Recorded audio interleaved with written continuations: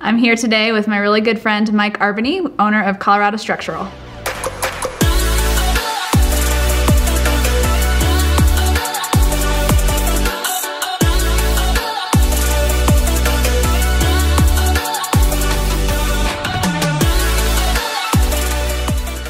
Hi, Mike.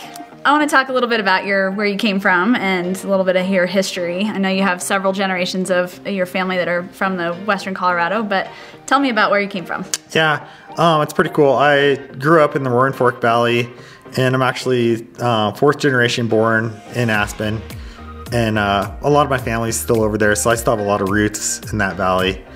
And the reason why I kind of came to Crested Butte is it's just got that small like community feel that it used to have in the Roaring Fork Valley, and that's why it kind of just drove me here, and I just love it. That's awesome. And how long have you been here now? I've been here since 2001. Okay, so we both went to Colorado State University, but what did you study? So I went there for engineering. Okay. And I kind of was focused on structural engineering specifically, because I grew up in the Aspen Valley, which we just talked about, and I used to work on building houses over there doing construction, and that's kind of what drove me towards wanting to be a structural engineer. It's because background of building. Yeah, I just had so many questions. Why do we have to do this? Why do we have to do that? Why are these things so big? And so that was kind of like the focus that I had when I went to school. That's awesome. I love that, and CSU is a great school for engineering. Oh yeah. So you got a great degree.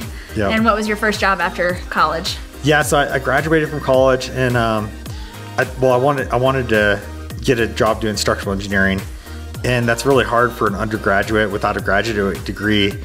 And I kind of got lucky. There was two companies.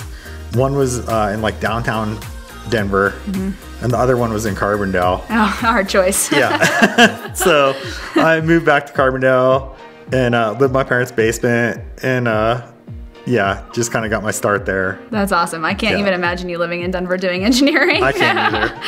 That would have been a lot different. That's a good picture. Yeah. So what brought you to Crested Butte? I mean, we talked about it a little bit, but with your career, how did you end up with your company?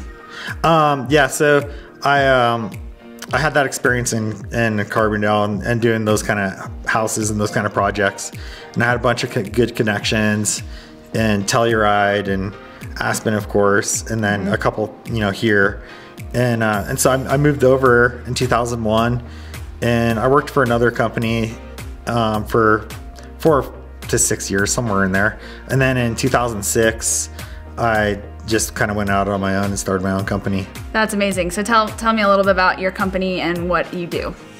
Yeah, so I pretty much just focus on like large like residential and small like commercial buildings. Mostly like what I really kind of focus on is like the really high end like residential houses. But I do a little bit of everything. So there's like little tiny footbridges, and somebody needs platforms for hot tubs. Yeah. Somebody wants to build a yurt, I build like design plan for that, or even like something as small as like structural inspection for real estate. So we have done that a lot together, haven't we? Yeah, and so when you engineer all the way up to super high end homes as well. Oh yeah. I try to get like about a third of my work is in Crested Butte, and then a third of it is in Aspen, and a third is in Telluride. Okay, that's amazing. So yeah. And we were just talking about this earlier, but how many houses do you think you have engineered over your career? Well, it's hard to like put an exact number on it without spending a lot of time. But I like over 1,000 for sure. That's amazing. Yeah. And a huge career you've had, and a lot of success here in Crested Butte. Yeah, and a lot of like fun projects too. Yeah, that's great. So we work well together. I call you all the time to ask questions about engineering and houses, and a lot of the questions I get when we're looking at vacant land is, what's the most cost-effective lot to buy when you're looking at the design of a home? Yeah. And a lot of people, they call me and ask me that same question. And kind of usually what I tell them is, it depends on exactly what kind of house they're looking for, or what they want, or where their price range is and all that. But I always tell people that, Skyland and Buckhorn both have like really good soils, And I don't think the county even requires a geotech permit for or geotech report for those. So those are two places that, and most of the lots are pretty flat too. So a flat lot and good soils, that's hard to beat. So when you're looking at land, what do you think would the cost difference would be for a flat lot versus a gently sloping or extremely sloping? Yeah, so definitely the costs like significantly increase when you have a steep lot, and there's all sorts of other things to think about when you have a steep lot. So just the foundation and the excavation, it could easily be 50 to 80 grand more, and even more depending on the size of the house that you're building. So if you have a small footprint, then that impact is less. Okay, but it can get really expensive, and I know a lot of people want to have. Sometimes the higher lots are more desirable because they got those have awesome better views, but it's going to be a more expensive build. Yeah, so those are great things to keep in mind.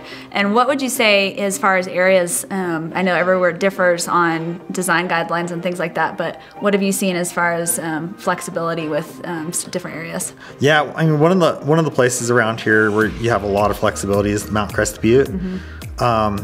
And it's kind of cool because you can do those really super modern houses, and they don't have a lot of architectural restrictions in actual Mount Crested Butte. The astronaut house and the clamshell house and exactly. Yeah. You can be very artistic, like you said. Totally. Those areas are funny. And how about downtown Crested Butte? What's one of the challenges that you've seen? Yeah, so a lot of the challenges with downtown Crested Butte is everybody wants to kind of maximize their square footage, and some of the houses they'll build, or they'll buy a house just and try to demo it. Well, if you go to demo that house, it's hard to build back as many square feet as you tear down. Right. And so people will try to do a basement, and basements in town are really challenging just because of the high water table and all the expense with that. Yeah, because the Coal Creek used to run through the majority of town. Exactly. So down White Rock it used to come down, so now there's all the waterproofing restrictions around the foundation. Yeah, you're not allowed to pump the water, so you have to design your house as a boat to withstand the water. Yeah, so that gets really expensive. For sure.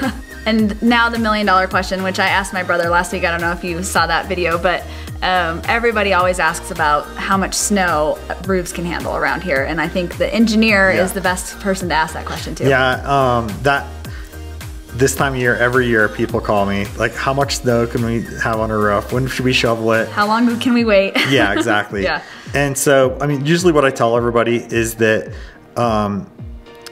in town, if you get more than about 4 feet, you probably want to get that shoveled off. And whether the roof can actually take that weight or not, it's good to get that off of there, just because it'll cause a lot of damage in the spring when, say, that whole thing rips loose. It can cause a lot of issues. Yeah, you want to be preventative with your snow removal in the winter. And just like what I tell everybody, so a foot of ice is almost the same as a foot of water. So I mean, that almost a foot of ice almost maxes out your snow load for a lot of areas around here. That makes it, that's really, it's amazing how heavy snow is in general, and the weight factor to me is one part of it, but you're saying that the preventative damage for the future is almost as important as the weight.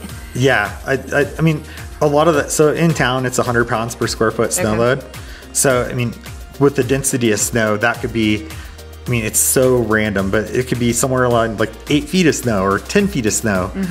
Or if it's super compact, dense, and there's ice in there, it could be 2 feet. Okay. So interesting. So there's a lot to it. Not just it varies. It's not depth. It's not just a quick easy answer of oh, if there's exactly 4 feet, you have to shovel it. Okay. It's not quite that simple. You're right. Maintaining homes in Crested Butte is a challenge, but that I think in the winter is the biggest issue. Minimizing the damage to your roof is really the most important part, because you start getting those ice dams, and that water will find its way into your house, and then you get water issues, and it's a mess. Yeah. Yeah. So of the thousands of homes that you've designed, what would you say is your favorite type of house to design? Or to engineer, I should say. Yeah, I like the Crested Butte style. That has with those timbers, and one of my favorite parts of engineering a lot of these bigger homes is the timber trusses and a lot of the timber work. And I think that's kind of something that's a little bit unique to this valley. There are a lot of other areas, they they try to do some of that stuff, but they don't really do a lot of it and like keep it real. Yeah, so, that's really interesting. Yeah. I love the timber trusses. Obviously, my dad was really into those. So yeah, and I've worked with your dad like designing some of those, so that's been kind of fun. So do you design them, or does the builder design them? How does that work? It's a lot of like back and forth. Okay. So the architect will kind of come up with sort of what they want it to look like, and then I'll get in there and I'll screw it all up for them. I'm sure. But they always come out like looking really cool and different. Like everybody tries to do something different, so that's kind of fun. I do love that. I love that, especially in these high-end mountain homes with the amazing views, but you get the trusses and everything in there. It's really cool. Yeah.